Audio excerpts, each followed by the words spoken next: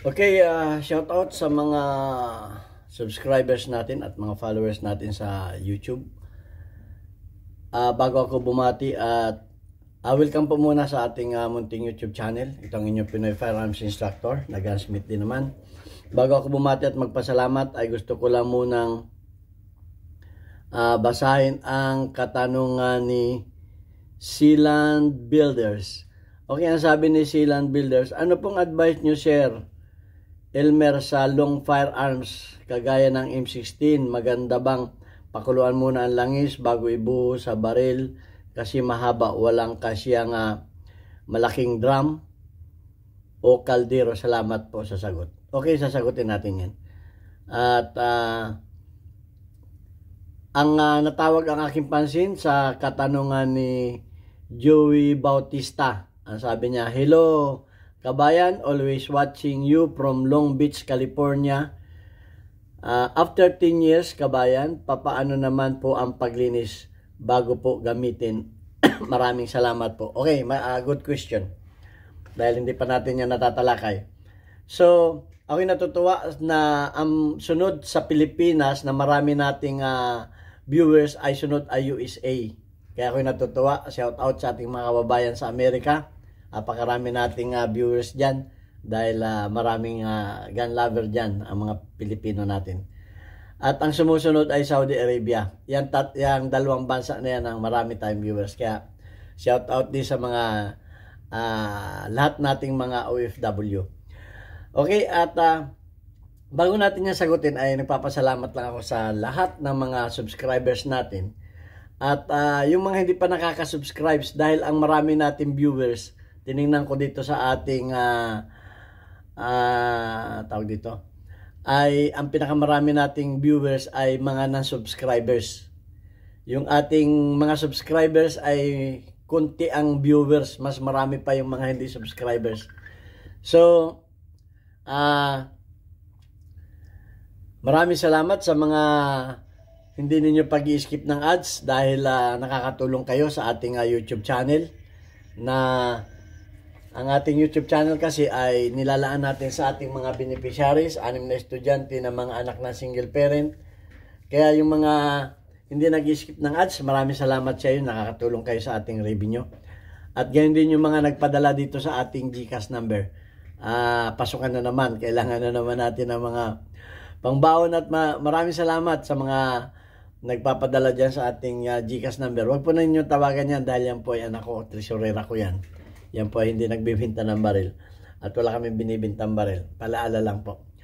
Okay, at pasasalamatan ko din yung mga nagpadala dito sa ating premiere videos. At may isang estudyante dito na magpapasalamat. Hello po, ako po ay nagpapasalamat sa subscribers ni Firearm Instructor, kay Sir Noli Pizza America at Sir Jovel Platon.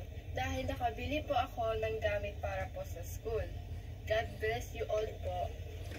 Ayan, maraming salamat kay Sir Noli Pizza America dahil malaking tulong yan sa bata natin na naibili natin ng eyeglasses. Ngayon naibili naman natin siya ng school supplies. At yung huli mong pinadala ay pambili naman ng school supplies ng iba nating mga bata. So, thank you very much sa iyo, Sir Noli Pizza America. God bless you. Okay, at sa inyong lahat, maraming salamat sa patuloy na pagsuporta sa aking YouTube channel. Ngayon ay puntahan muna natin ang katanungan ni Sealand Builders. Okay, yung mga mahabang baril, kamukha nito.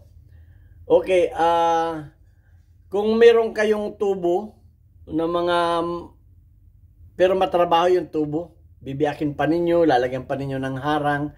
Tapos doon kayong papakulo, lalagyan ninyo baril. Kasi meron ako ditong, ang ginagamit ko kasi dito ay itong papakita ko lang sa inyo. Ginagamit ko, ayan ang ginagamit ko dito. Yan. At, mahirap nga namang mag-ano ka pa ng mga ganyan. So, ang advice ko na lamang ay, kumuha na lang kayo ng isang container. Halimbawa ay, saglit lang. Halimbawa ay kamukha nito. Yan, halimbawa kamukha nito. Yan. Basta kahit anong container na lata. Diyan kayo dito kayo halimbawa nagpakulo ng langis. Okay? Halimbawa diyan. Yung baril ninyo mahaba. So, pwede ninyong ilagay diyan at bubuhusan na lang ninyo. Okay, buhusan ninyo nang nakatayo yung inyong baril.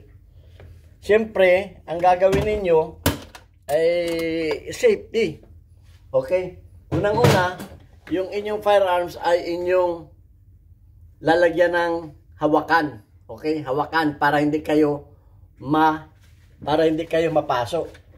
Pagkatapos ay kukuha kayo ng pansalok na sabaw. Alam ba ninyo yung mga pansalok na sabaw? Okay, yung mga pansalok na sabaw. O mag-DIY kayo ng mga pinutol na lata. Okay, mga pinutol na lata, lagyan ninyo ng tangkay. Pagkatapos ay paliguan ninyo ng maraming bisis. Paliguan ninyo ng maraming bisis na nakatayo na nakaganyan.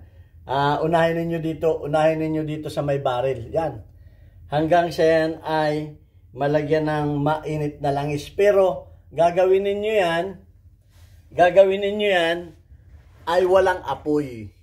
Tandaan ninyo walang apoy. Patayin ninyo ang apoy.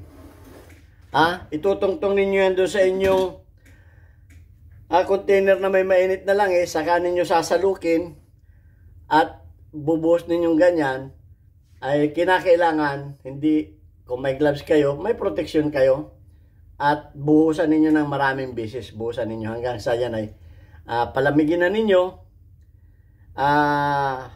At wag ninyong, may nag-comment kasi na Manila paper, babalutin sa Manila paper. Wag po ninyong babalutin sa Manila paper o sa anumang papel dahil yan ay meron niyang moisture.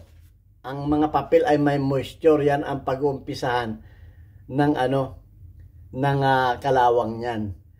Kung mga ilang buwan lang po pwede. Pwede yan sa wax paper. Wax paper po pwede. Pero sa mga Manila paper, dyaryo, ano pa man, ay wag po ninyong balutin yan. Ang maganda niyan ay direkta na lamang sa plastic. Plastic ang gamitin ninyo. Ibalot ninyo ng mabuti ng plastic. Okay? At napakabalot ninyo ng plastic, kung talagang matagal ninyong gagamitin, yung labas ng plastic, balutan ninyo ng grasa at balutan ninyo ng panibago. Okay, may mga plastic naman na malalaki. Yung mga malalaking plastic, yung ginagamit sa mga gulay. Okay? Doon ninyo ilagay. At walang hangin sa loob. Kasi ang kalaban ng kalawang ng metal ay moisture at hangin. Alsan ninyo ng hangin pagbalot ninyo. Tapos ay lagyan ulit ninyo ng grasa at balutin ninyo sa panibagong plastic. Saka ninyo ilagay sa safe na lugar. Kung may mapapaglagyan kayo na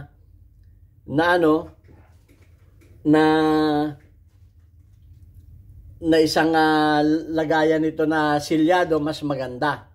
Pero kung wala, balutin lang ninyo ng makapal na plastic. Kung wala kayong mapaglagyan na isang lagayan na okay?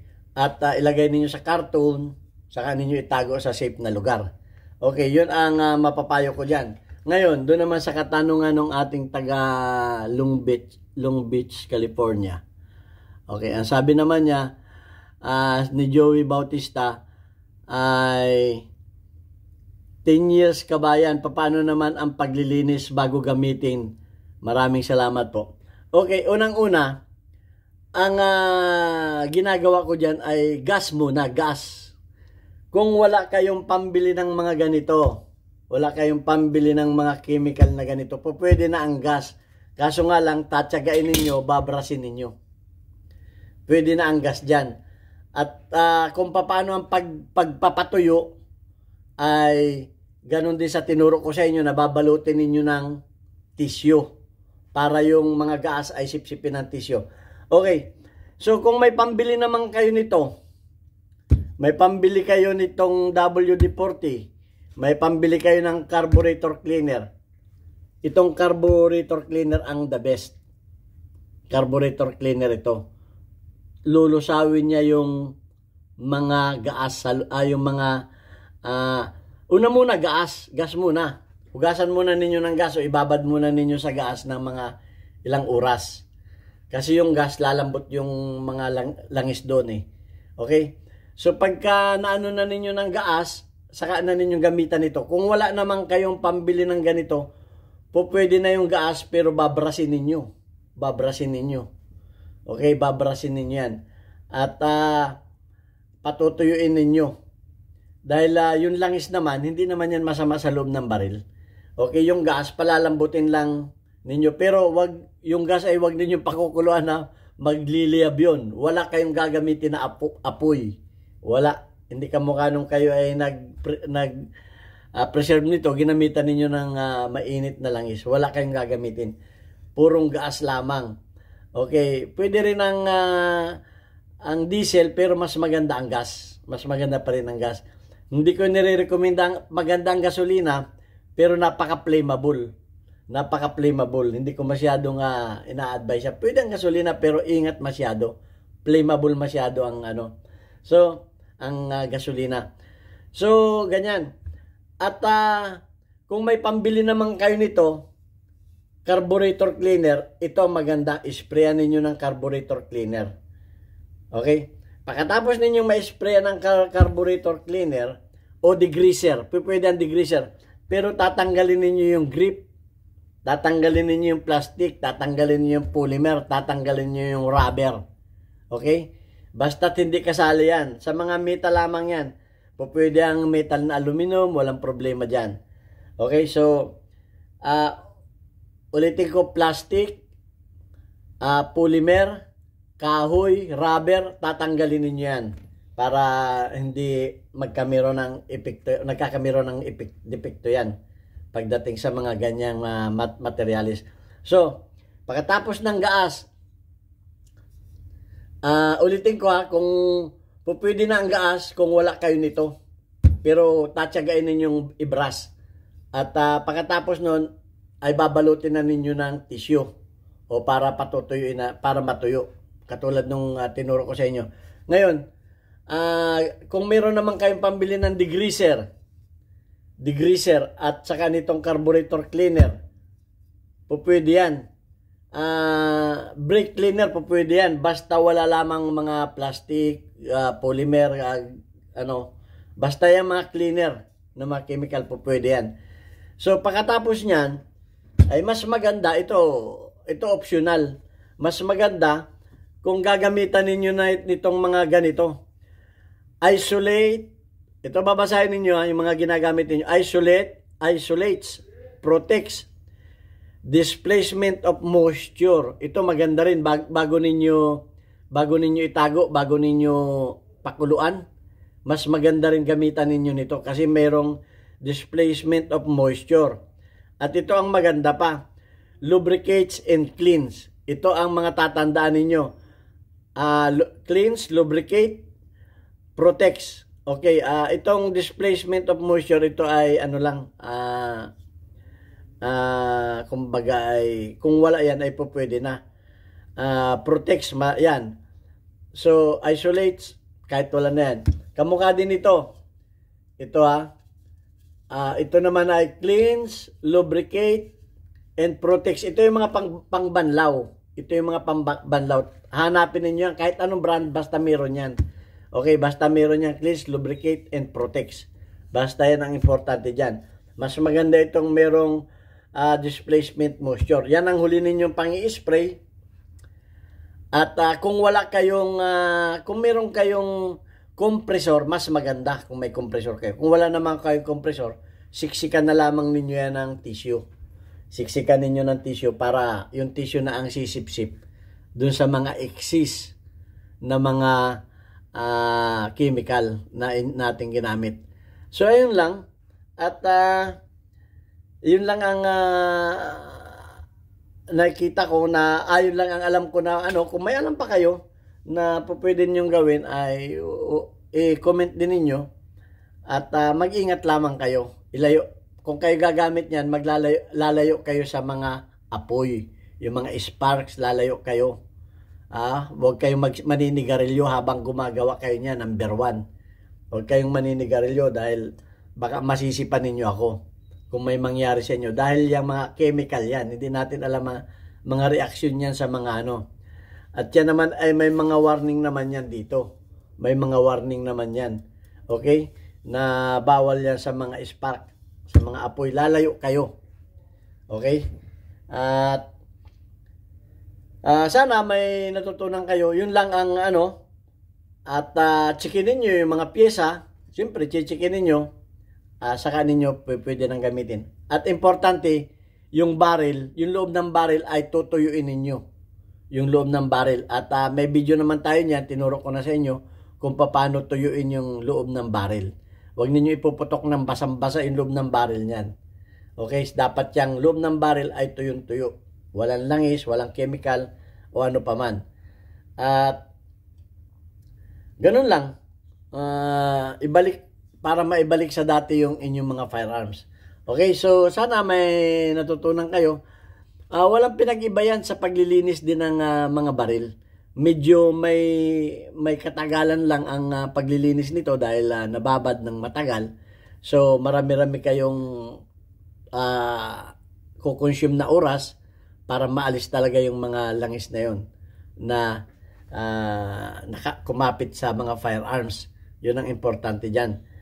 At siyempre, pupunasan muna ninyo. Pupunasan ninyo yan. Lahat. Kailangan matuyong-tuyo yan.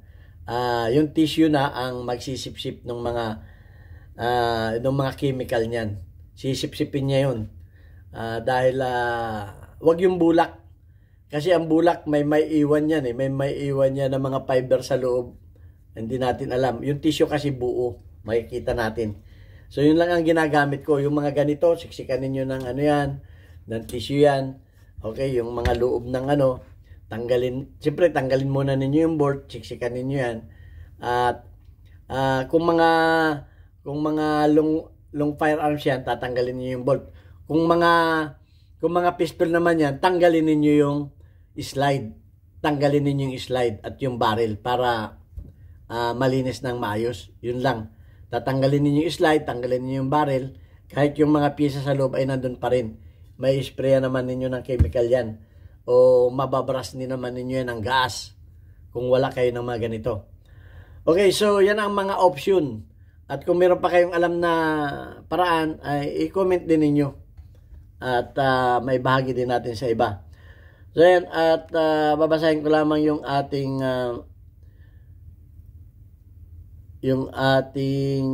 weekly highlights of your most engaged audience.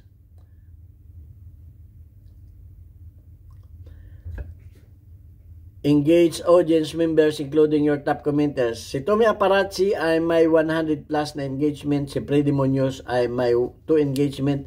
Si Raymond Vincent Cayetano ay may 70 engagement. Si U Steady ay mayroong 1 engagement. At si Norman Paul ay may 46 na engagement. So shout out sa iyo Tommy Aparazzi. Shout out sa iyo Freddy Munoz. Shout out sa iyo Raymond Vincent Cayetano. Shout out sa iyo U Steady at shout out kay Norman Paul. Okay, mag-comment lang, mag-like, mag-share ng ating mga videos para mapasama rin kayo sa ating community spotlight na random na pinapublish ng YouTube. Okay, thank you very much. God bless us. At maraming salamat sa inyo lahat.